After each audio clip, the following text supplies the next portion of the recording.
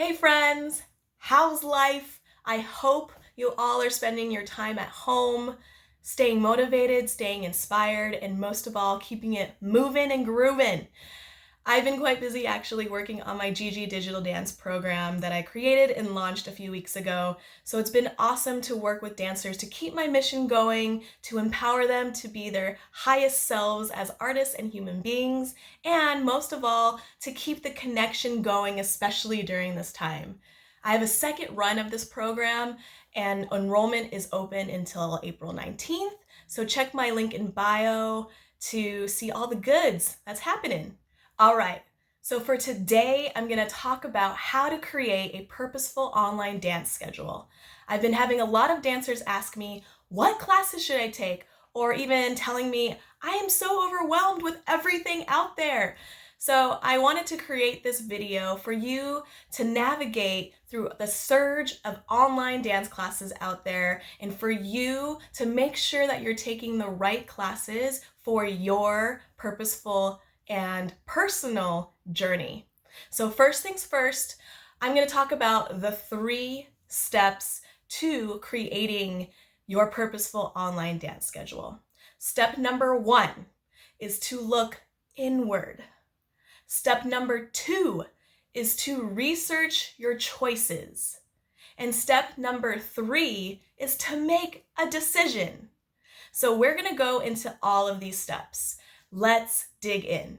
We need to look inward before we schedule anything in our outside lives. This is so important because we need to know who we are as dancers. We need to know what we want, what we need, because we're then going to be wasting time, wasting money, and taking classes that may not serve us. So how did I come to this conclusion? Well, when I was a training dancer, when I just moved to LA, before I started choreographing and teaching, I was taking 12 to 15 classes a week. And it was crazy because by the time I was on my 4th or 5th 90-minute class, I was so beat and not present that I think about it now, and I was just a space in the room, taking up space, just not doing anything because I wasn't present. The reason was because I thought I had to be in these classes to be seen. That's not the reason we should be in classes, folks. We should be in classes to train because we want to be better than when we walked in. I told myself from that point on that I'm going to be in classes that push me past my limits, that fill my cup of joy, and that support my strengths as a dancer. Okay, so let's dig into step 1, which is look inward. So as step 1, I have 6 questions for you. Question number 1 is, what are my 5 strengths as a dancer? Number 2, what types of classes fill my cup of joy and why? Number 3, what are my 5 weaknesses as a dancer that I'd like to work on? Now, question number 4 is, what types of classes will challenge these weaknesses and turn them into strengths? Now, question number 5, who have I trained with in the past and what have I gained from them? And lastly, question number 6 is, who do I want to train with? So these 6 questions, when you answer them, they will help you understand who you are as a dancer and the type of training that you will need. Next, we're going to talk about step 2, which is research your choices. I know, there's just so much out there. Well, my friends, if you're serious about your dance training, well, you gotta be serious about who you're taking from. We have to be careful on who we're letting into our lives with not just their dance choreography, but also their mindset, their philosophies, their energy, all the things. So as we dig deep into this, I want you to look at question number 6. Who do you want to train with? And write them all down again. Next, I'd like you to write down all the different conventions, programs, workshops, events that you'd like to participate in as well. After you write these all out, I want you to write the how of how you think that they will challenge your weaknesses and turn them into strengths. Maybe this can be a certain teacher will help you with more control. Maybe a teacher will help you more just get out of your shell, out of the box. What is that to you? Write down the how.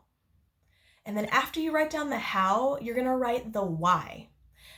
The why with why do you want to train with them? And this can simply be because you like their vibe and their personality and their positivity. Maybe because they are choreographing for an artist that you maybe want to dance for one day. Or it could be that you just want to experience this program because you've heard great things about it. So after you write the how and the why for each of these people or companies, programs, all the things, you're going to write everything that they're going to be offering in the next month. So at this step of researching your choices, just know it's going to take time. You're going to want to go into social media and you're going to want to go down the rabbit hole to make sure you have all the information, and also ask around to your friends. Maybe they've taken these people, the choreographers' classes, and ask them how their experience was. And you'll also find some interesting things that will either steer you towards going to this training or steer you away because maybe it doesn't serve you right now. All right. So after you research your choices, you're going to go into step number 3, which is make a decision. I know this can be really overwhelming sometimes, but just know you're going to be okay if you write out steps 1 and 2. So in step 3, you're going to circle your top 3 to 5 choices based on your research and what's best for you and your training right now. Why I say right now is because I know you're going to have more choices. You want to do all the things, but just know that this is what you're focusing on right now until you have a grasp and you've mastered these styles, teachings, philosophies, and all of the things that these teachers, choreographers, programs, conventions are giving you. So now, after you circled your 3 to 5 choices, you're going to grab your calendar or your planner, and I hope you have one. So make sure in your calendar and your planner that you have all of your priorities on there first, meaning school, work, family gigs, family things, all the things. Your dance studio, your company rehearsals, make sure you have your priorities down there first because those are what you committed to.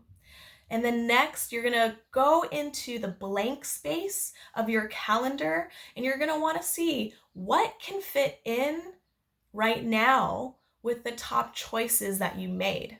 So once you make a decision, don't forget to make a commitment to yourself and do the work, because when you do the work, you will grow, you'll gain work ethic, and you'll become trustworthy to yourself and to others. Okay, my friends, so these are my 3 steps to creating a purposeful online dance schedule. Let's go over this again. Step 1 is to look inward. Step 2 is to research your choices. Step 3 is to make a decision. I hope this helps you navigate what classes to take during this time that you're home, and I hope that this brings down your overwhelm a notch. So I'm here to bring ease and comfort to your journey because honestly, the journey is the best part. You know what I'm saying? Until next time, my friends, happy training, happy dancing, stay motivated, stay inspired, stay home, and stay purposeful. Love y'all. Bye.